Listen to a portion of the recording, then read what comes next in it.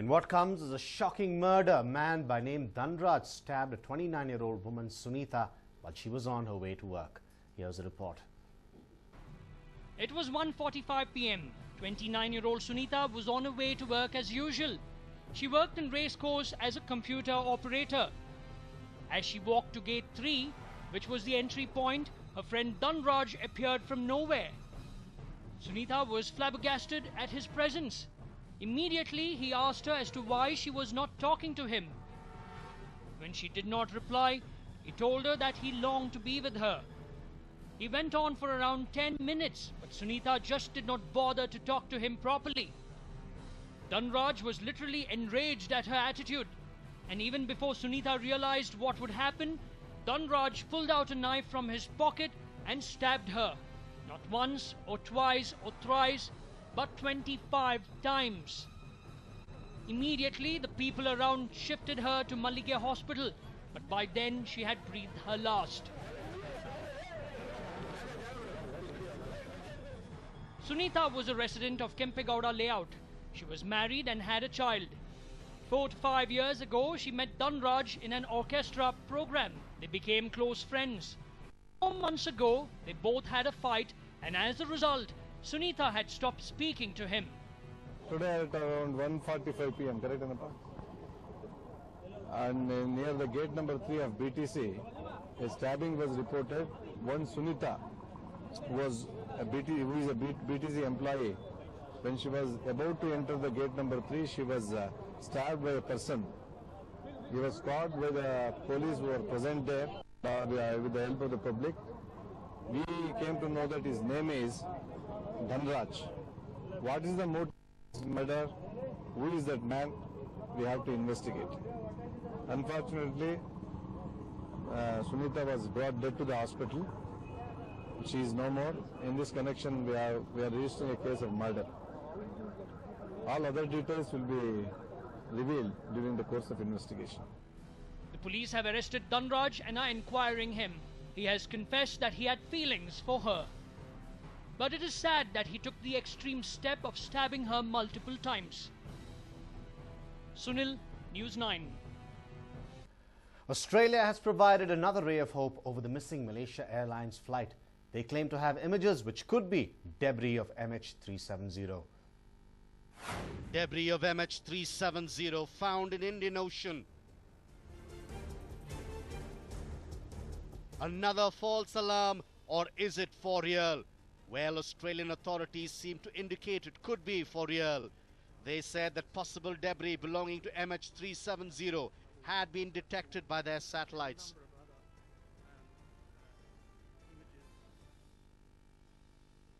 The image appeared to be a 24-meter-long blob in the southern Indian Ocean. Soon after the image was acquired by Australia, Prime Minister Tony Abbott said that he will discuss the matter with Malaysian authorities to proceed further. I would like to inform the House that new and credible information has come to light in relation to the search for Malaysia Airlines flight MH370 in the southern Indian Ocean. The Australian Maritime Safety Authority has received information based on satellite imagery of objects possibly related to the search. Following specialist analysis of this satellite imagery, 2 possible objects related to the search have been identified. I can inform the House that a Royal Australian Air Force Orion has been diverted to attempt to locate the objects. This Orion is expected to arrive in the area at about this time. 3 more aircraft will follow this Orion. They are tasked for more intensive follow-up search. I've spoken to my Malaysian counterpart, Prime Minister Najib Razak, and informed him of these developments. I should tell the House, and we must keep this in mind, the task of locating these objects will be extremely difficult, and it may turn out that they are not related to the search for flight MH370. General Manager of Australia's Emergency Maritime Response Division, John Young, announced that 4 Air Force planes have been sent to the spot. The Royal Australian Air Force has deployed P-3 Orion airplanes.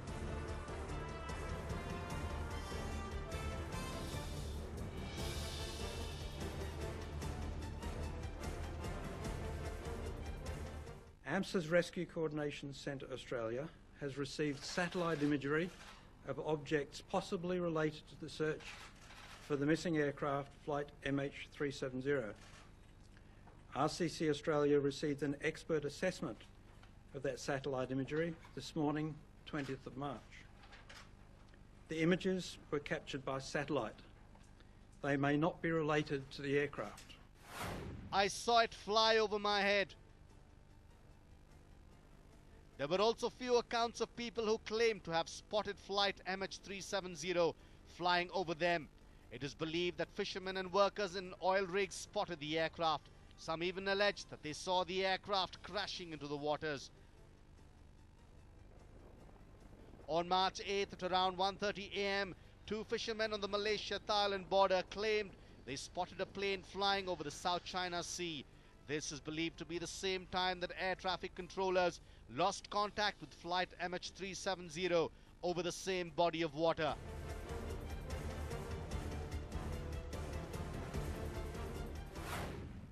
I was fishing when I saw the plane and it looked strange, flying low. I told my friend that's not normal. Normally it flies at high altitude. That night it touched the clouds. I thought the pilot must be crazy. It was really low. I saw the lights. They looked like the size of a coconut.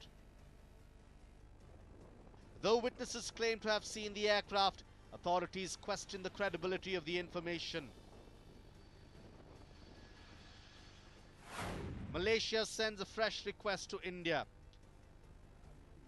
Meanwhile, India has received a fresh request from Malaysia to search for the missing jetliner. Reports suggest that the Indian Navy has agreed to participate in the search as its aircraft got ready to search for the plane with 239 people on board. This comes after the investigators probing the disappearance of the plane believed it most likely flew into the southern Indian Ocean. The new search area requested by Malaysia spanned 5,000 nautical miles south and southwest of Jakarta in the Indian Ocean. What will the search reveal this time? Will the mystery finally be solved or not? A News9 report. A wit master who spared none, friends turned foes due to his honesty. A living chronicle of modern Indian history. Khushwant Singh is no more. Here's a report.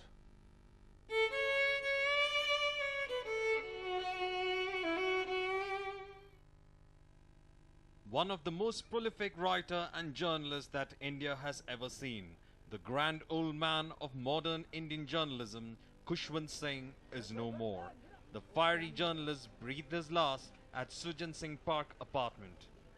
So he lived a very full life, contented life, and he contributed a lot to the country. He wrote about 85 books. He wrote the most definitive history of the Sikhs, 2-volume history of the Sikhs, which was updated again.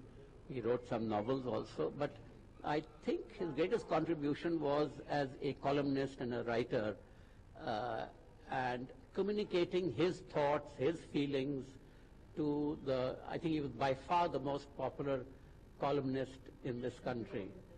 And he wrote his column non-stop for about, he began it I think in 1969 in the Illustrated Weekly, and he continued that till just a few months ago, a regularly weekly column, 2 columns. One he wrote for the, started with the Illustrated Weekly, both syndicated column, and one was called With Malice Towards One and All, which was, it wasn't full of malice, but was talking about all the people he met. It was full of very positive stories, you know, and the other one was called This Above All, and that comes from a poem he loved, This Above All, to thine own self be true. And I think he was somebody who was true to himself all his life. Khushwant Singh is remembered as the man who would take on the high and mighty by simple worded wits. The column in Hindustan Times titled With Malice Towards One and All was at the forefront of attacking people of might for their shortcomings. An author who witnessed the birth of modern India and her travails, Khushwant Singh knew the Indian polity in and out. Khushwant Singh was born in Hadali, which is now in Pakistan, on February 2, 1915. His father, Sir Soba Singh, was a prominent builder in Lutyens, Delhi. He was educated at Modern School in New Delhi. His college education was at Government College in Lahore, St. Stephen's College in New Delhi and King's College in London, before reading for the bar at Inner Temple in London. He began his dealings with media as information officer of the Government of India in Toronto and Canada, and was press attaché and public officer for the High Commission in the United Kingdom and Embassy in Ireland in 1948-50. Singh was the founder editor of magazine Yojana, which was a government magazine of the Planning Commission. Singh became the chief editor of two newspapers, the Hindustan Times and the National Herald. He was also the editor of the Illustrated Weekly, a famous magazine whose readership rose from a mere 65,000 to 4 lakh copies. Khushwant Singh flirted with people in power also. He was known to be close to the Gandhi family but fell out with Indira Gandhi over Menaka and later with Menaka herself. From 1980 through 1986, Singh was a member of the Rajya Sabha, the upper house of the Indian Parliament. He was awarded the Padma Bhushan in 1974 for services to his country. In 1984, he returned the award in protest against the siege of the Golden Temple by the Indian Army. A critic of the people in power, Khushwant Singh spared no one in power, yet he did have grudging admirers. एक ऐसा शख्स जिसने बहुत ज़बरदस्त contribution हर हिस्से में, literature में, art में किया है, आज वो इस दुनिया से चल बसा।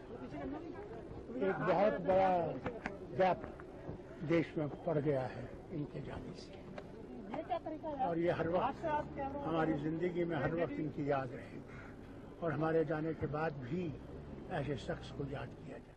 In 2007, he was awarded the Padma Vibhushan. His famous novels include A Train to Pakistan, In the Company of Women and Delhi. Singh is said to have woken up at 4 a.m. each day and written columns by hand. His works range from political commentary and contemporary satire to outstanding translations of Sikh religious texts and Urdu poetry. He has also written an extensive series of 2 volumes on the Sikhs of India.